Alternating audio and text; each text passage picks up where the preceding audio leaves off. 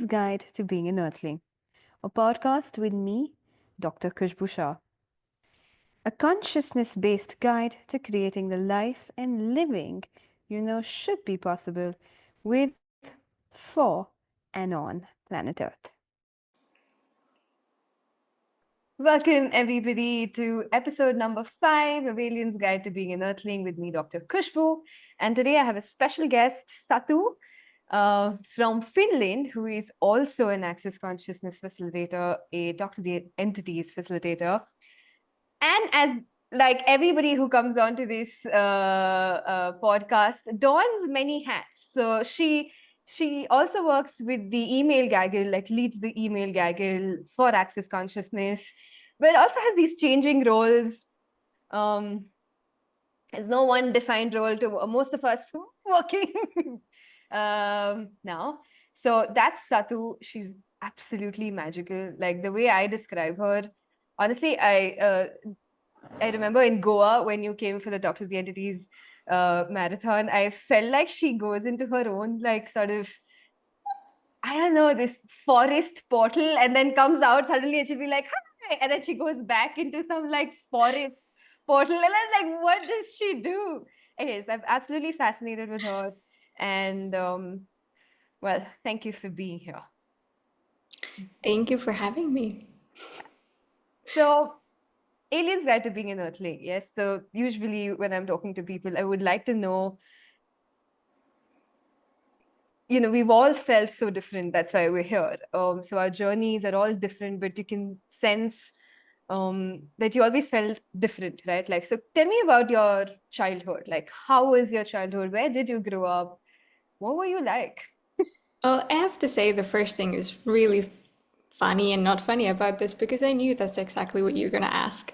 So already like before Yeah. today, I was like in the morning, like, oh, I wonder what we'll talk about. And then I was like, oh, you're gonna ask about that. I can talk about this, and See, So I told you, just magical. Like, God knows the truth. Anyways, continue. Yeah. So that's, I guess, one part of it, always knowing what is going to happen and having that awareness of everything, which was obviously not always very easy as a kid because you're not supposed to know stuff. You're supposed to just be totally unaware of what's happening, and then adults will tell you what's happening. And I always looked at everybody around me like, oh my God, like seriously? When are you going to tell me about this thing? I've known about it for forever. Yeah. Like when my parents divorced when I was 9 years old, and I remember the moment when my mom came to talk to me, and she was very like, so there's something that we need to talk about. And I was like, Like, I yeah, already know it. yeah. I was like, yeah, what? I was just drawing, on my desk something. And she's like, so your dad and I are going to get a divorce. And I was like, yeah, okay. I And love it. I could perceive in her world this sense like you need, like she's gonna have a reaction, like she was ready to, like, I don't know, for me to cry or whatever. And I was like, yeah, okay. Because I already knew it for like at least 5 years. I was like, "Oh, finally, I was Finally, waiting for yeah. it." That Yeah, is so funny, yeah, because it's the second interview where the one is like, it was easier if the parents, when they couldn't get along, why don't they just like exactly. get a divorce? But what's actually even more obvious to me is how kids actually know stuff. Like as adults usually assume that they don't know, and then they have to teach them or hide stuff. Um, in fact, I think hiding things or masking it or protecting it may actually do the exact opposite of what you're trying to do. Like it may actually confuse the child even more. It's like, wait, but I thought I knew they were angry, but now they're saying that they're not. Can you talk about a little bit more of that? Yeah. Yeah. Yesterday, I was actually facilitating a class and we talked about money. And one of the participants was saying that when she was a kid, it was so confusing to her, like how she learned about money, because her parents would say that we don't have money. When she would ask for something, they'd say, we don't have money. And then Mm. they would go to the grocery store and buy food. And she was Yeah. like, you just said that we don't have money, but then you do have money. And that created such a Yeah. confusion in her world. She was still unsure if she has money or not. And with like looking at different things, if she can choose it, she was like, I don't know, do I have the money or not? She didn't really know because she got so confused as a kid by all that. Wow. So as a kid, like what is one, like if there was children listening to this or parents listening to it, what is something you would give them as advice or a tool, that could help them have ease with communicating? I would really start with acknowledging that your kid knows stuff. You cannot hide things from them. You might want to because you want to protect them, but you're not protecting them by pretending that something isn't going on, that is going on, that they are aware of is going on. So when you do that, they learn that they basically don't learn tools to handle any situation. They learn that whenever something is going on like this, you cannot talk about it, you cannot deal with it, you cannot share it with anyone, you cannot ask for help. You have to just try to hide it and suffer it, which is kind of what I learned as a kid, that you don't talk about anything. So I learned to not talk about anything. I couldn't ask my parents ever for anything because I looked at them and they don't ask. They don't ask for help, they don't acknowledge that something is going on. So I learned by watching them that I have to deal with everything by myself. It's a pretty Wow. tough lesson to learn as a kid. Wow. Yeah, looking back at what you just saying, all of that just opened up something in my world because I think this is far more common than it isn't, where you're just not you're not taught how to go and ask for help or ask like, hey, this is what's going on. What can I do about it? Also, they don't know how to deal with it. So I don't know what they're going to teach us. Yeah. Yeah. So, okay, cool. So tell me about like, so then growing up with the knowing that you have, like, what was it like growing up as a teenager and what led you to finally sort of opening up to yourself again? Well, as a teenager, I was also just super different. Like, I couldn't pretend to be normal. Some people can and they're like good at it, but I couldn't. Like, it was just impossible. I didn't Right. go and drink and I didn't go clubbing or, I didn't do any of that stuff because that just made no sense to me. I looked at it and I was like, I don't get it. Like, why do you do that? And there's this series called Resident Alien. Oh my God, are you kidding me, Satu? I was just talking to somebody. I was just watching it. Like, I love the part in it because I was there's this just guy who watching it. comes Yeah. to Earth and then he's an alien, but then he is like living inside a body like this. And then he goes drinking with some people, and the next day he has like the worst hangover ever. And he's like, whoa, humans must be like dealing with this energy. Like they don't get this kind of reaction from alcohol because otherwise they would never be doing it. And I was like, yeah, Yeah. exactly. Wow. But all those aliens, the people who feel weird, please go watch Resident Alien. It's hilarious, but it is so on point and it shows you a lot about you. And it's funny, it's so lighthearted. Um, and humor is a great sort of facilitator. So please go watch it. It's awesome. I really loved it. But so, yeah, I just always did completely different things, and school was so easy for me because I always knew what the teachers want to hear. So I would just give them that. And then I basically just did whatever I wanted during the classes, and I was drawing or, doing my own things. And then got these perfect numbers and grades from all the exams and everything. And then I was always told that, but why aren't you participating in the class? Why don't you like raise your hand and want to talk about these things? You're just there in a corner doing your own thing while you're obviously very smart. I was like, yeah, Yeah. I'm not But interested. Doesn't make any sense to me. wow, you had nothing to prove, basically. Like you Yeah. had, yeah. Wow. And then I was always like sort of punished for that by the teachers because they would never give me like straight A's from everything because They're I not wasn't participating. participating in the way that they expected me to. While at the same time, it was impossible for them to deny that I knew this stuff, that I was really good at it. So they had to give me like very good grades, but not the But best. not the best. Yeah. So But I was like, whatever. I still get that. All right. So again, what would your advice be again to children, to kids going to school? Yeah. And they know it already. They're possibly already bored of school. What could you give them as certain tips, tools where you know they have to go to school for whatever reason? So what is it? What would you give them as something, some simple tool that they can use so they're not that bored? What else can you add? Like, what else can you add into your life? Yeah. What else can you add even into your school days? Like maybe at the recess, you do something else. You go and draw and you read a book or you do something that's actually fun for you because the classes think you'd be a bit boring. I just had the cool privilege that I was able to do other stuff during the classes Oh, 'cause I was so yeah. good. So it was kind of okay. So that's a tip. Be as good as you can be so that you do get these privileges to do other things too. Because then when I was a bit older, like in high school, which I guess is not considered older, but because I was so good at school, so I was allowed to not go to certain classes anymore. I could just do it at home and I didn't have to go to school. And I could even just travel by myself already at that age because everybody knew that I was so good at stuff. So, like, Yeah. don't try to hide how good you are, because when you reveal it, you will get privileges and you will, well, have easier time with everything. Nice. I love that. Don't try to hide how good you are. Don't try to fit in. Yeah, Oh, be you. yeah. Not I really love the thing of like, what can you add? Because I also had so many hobbies and all kinds of stuff. So I didn't really have to spend much time thinking about school or how boring it was. love it. So she didn't have to think about, she didn't have too much time to think about how boring it is. So what else can you add? What else can you learn?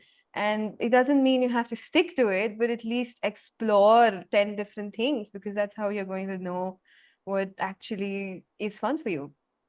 And I think for those of us who are pretty smart, you have to do new things all the time, not to be like, oh, this is fun, I will do this forever. It's not going to be fun a year from now. Yeah. So, like, allow yourself to be interested in everything. Like, I Yeah. was interested in everything. And Yeah. that was also kind of considered weird because how can you be so good at so many things that are sort of contradictory to each other? And I I was like, love it. Yeah. yeah, Like you would love science, but you'd also love like the weird, like witchy things, and you'd also love geography, and you also like sports, and you also like music, and you yeah. oh, and what if you could have fun with all of it and not and just be as good as you know you can be and don't try to fit in or don't try to make I remember around sports day, as I was good at sports. So we had like cross country, and I could sense that this classmate of mine was getting like really pissed at the fact that I was winning everything. And this may sound like tooting your own horn. So I remember saying that, no, let me not win this. Like I remember just slowing down, let her go. But at the end, I was like, no, fuck it. And then I went. But how many times do you slow yourself down to make other people comfortable? So what if you didn't slow yourself down? Be as good as you truly are and don't try to fit in. I love it. Yeah. And it is okay to like everything, you know? That's Yeah. okay. And I think like maybe for some people there's also that sense that if you are like that, if you are everything you are, if you are really good at things, that you'll be bullied, people don't like you, you'll be left alone, whatever. But there's a couple things with that, and one is that if you're just having so much fun with everything, does it really matter? Will you notice if somebody's trying to bully you? Probably not. You'll be just like, what are you doing? Oh, let me go have fun somewhere else. Yeah. And the other thing is that once you get enough confusing for people, when they cannot really put you into any box, they don't know how to bully you. They don't know what to do. They'll just be there like, ah, okay, which is what I experienced. Oh, I love it. Confuse them, like be more of you, confuse them, and they would not know what to pick on. Yeah. Oh, if somebody told us then, told me then. But love it. Wow. So, okay, so tell me now after this, after high school, etc., and then what made you look for something like Access Consciousness? Like, what's your journey there? What is there a story? Yeah, I remember already as a kid in like primary school, I was so interested in all these like different religions. We studied like all the world religions, but it was only short time. Most of the time we would like focus on the world around us. Like Christianity is the main religion in Finland.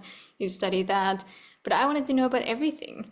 Yeah. And so first I started looking into different kinds of religions because I was just fascinated by the energy there, that sense of like something mysterious, something that's not entirely from this world, Yeah.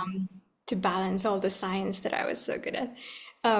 And then I also started getting really sick. Like from maybe 14 onwards, I was so sick all the time. I had all kinds of flus and all kinds of stuff that made no sense. No doctor could ever help me. And it was just very confusing for everyone and me what was going on with my body. So I started looking at different kinds of things like um, Indian medicine, the Ayurveda thing, and the Chinese stuff, and whatever I could find, like if maybe something would help me. And I started doing yoga when I was 14, which at that time was not a big thing. Like now everybody does it, but back then it wasn't. Because I'm so old now. So and eventually, like when I was 20, yeah, 20, I went to this 1 year long yoga teacher training. And there was somebody who was doing access, but she didn't say that, but she was just saying all these things. I was like, that's super interesting. Ah, yes. And then she invited me to an Access Bars class through Facebook. You know, she created a Facebook event, invited me to that. And I saw that, and all the like year in that yoga teacher training, we were talking about how if you want to change something, you have to change your subconscious programming. And I was like, oh, awesome, I want to change everything. So how do I do it? You have to change your subconscious programming. How do I do it? You have to change it. But how? Just do it. You have to change it. I was like, fine, like, how do I do it? And then in this Facebook event for Access Bars class, that I was like, I don't know what that is. The only thing I saw was may help you change your subconscious programming. So I was like, Oh, oh, yeah. so here, next thing, thanks universe. So I went there, had no freaking clue what it was. I just saw the massage tables in the room. I was like, uh, what are we doing here? Had like absolutely no idea what it was. Yeah. Wow. So how is it? How is it after your first class, first session? It, it was very interesting that first class because even like right after it, I couldn't really remember what happened. I just had this sense like something happened and a lot. And I walked out of there and I was just like, I know that something just happened. Yeah. There was that sense that I found something that I have been looking for forever, like beyond this lifetime, forever. And I have no clue what it is. I don't know what I'm gonna do with it, but I'm in. I was Yeah. just like, I'm in. Whatever this is, yes. Yeah. Oh, wow, I love it. Welcome home. So what? So okay, so how did your body start changing since then? Like how is your body now?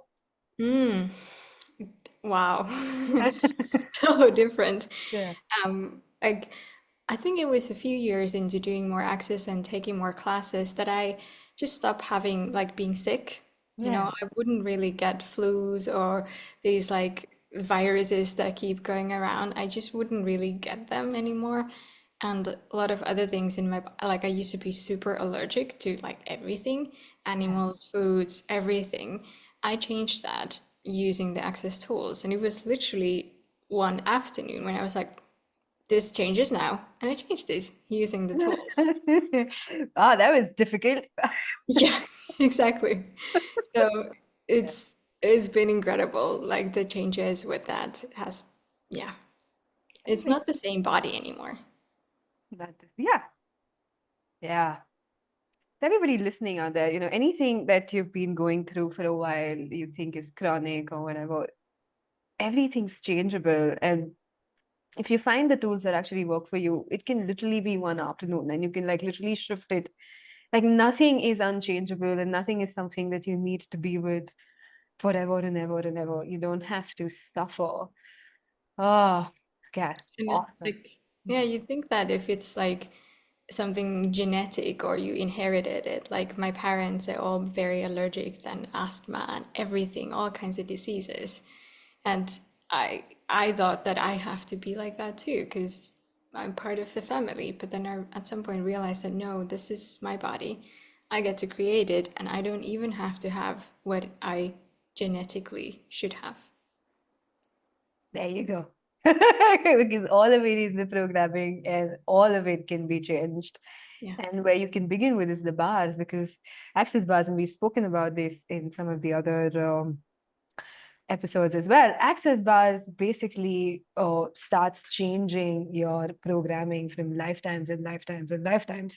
So anything that you're stuck with, all the patterns of whatever, whether it's money, body, relationships, all of it can deeply start changing. And the lighting is changing because of the sun that's coming in. Sorry. Ah, cool. The earth is like, yeah. Yeah. There's just like cloudy, and then the clouds have parted, and there's like sun. So it's like, whoa. Anyway, so yeah, everything is changeable. And one of the first things that most of us started with is the access bars, and it's absolutely brilliant. It's the deletion system that we don't add anything. It's just a deletion system. We're just deleting stuff that you don't need anymore and that you're ready to change. And it's amazing how much it gives you that awareness of, oh, this is just a program, like an automation that I have been choosing, and I don't have to. Like, I actually can make a different choice, create something different. So that's one of the really cool things I got from bars. Yeah. Oh, wow. Awesome. So, how's your life now? With everything that you're doing? Tell us more. I when I was at school and in high school especially, you're supposed to really look at like what are you gonna do for the rest of your life? Like what work, what profession, what are you gonna study? And I was like, I don't know, like I'm really good at all of these things and I really enjoy them, but to commit to just one for the entire life, like I don't know how to do that. Yeah. And then fast forward to now, I realized that what I'm doing right now, so many different things, I had no idea about them when I was in high school. I didn't know these things existed. So, how could I have made that choice to become this? Because I didn't know it existed. So, Right.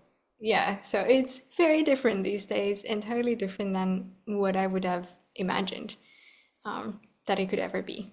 Yeah. So, what are some of the tools you use now to sort of uh, choose what job, what career, what profession, or what interests you? How do you choose now? Hmm, that's an interesting question. How do you choose? Just choose. Yeah, I mean, I just Yeah. I would say like one of the things is that a lot of things talk to me. Like I can hear different things. Like as an Access Consciousness Facilitator, I facilitate classes and they talk to me. Like they come to me and are like, "Hey, this is a class in this place. Will you do it?" And I'm like, "Okay, sure." Like I'm not super like, "Okay, let me look at what am I gonna do? What's going to fit into my schedule? Let me like work at it." But more like constantly listening to what is whispering to me and asking for me to do something with it. And Listening like, to what's whispering to you. yeah. Yeah. And like, I also work with the company of Access Consciousness. I work with their email system. Never done anything like that. I was just asked, "Do you want to work with this thing?" I'm like, "Sure." No clue what it is. But I learned on the job, and now I'm responsible for the whole system after like 9 years of working with it. But that also doesn't really go together with any of the other things. Yeah. But this because this just popped. Would you do like an email system for like a normal company? I don't think so. No. Yeah. So is it really about the emails, or what is it that's actually sort of whispering at you? And oh, Yeah, consciousness. consciousness. So what is your target out there? Like if you know what your target is, it doesn't matter what comes in as work in your space, because it's kind of like it's the life that you're creating that is the driving force for how you're choosing. All right. So if you're excited about the future and you're excited about truly what you're creating with the world, chances are you're going to be happy with everything that comes in your way, as long and because your being knows, I get to live that future that I've always known should be possible. Yeah. A lot of people have this idea that if you work in a so-called normal job, that you cannot be happy and you're supposed to complain about it and it's not supposed to work.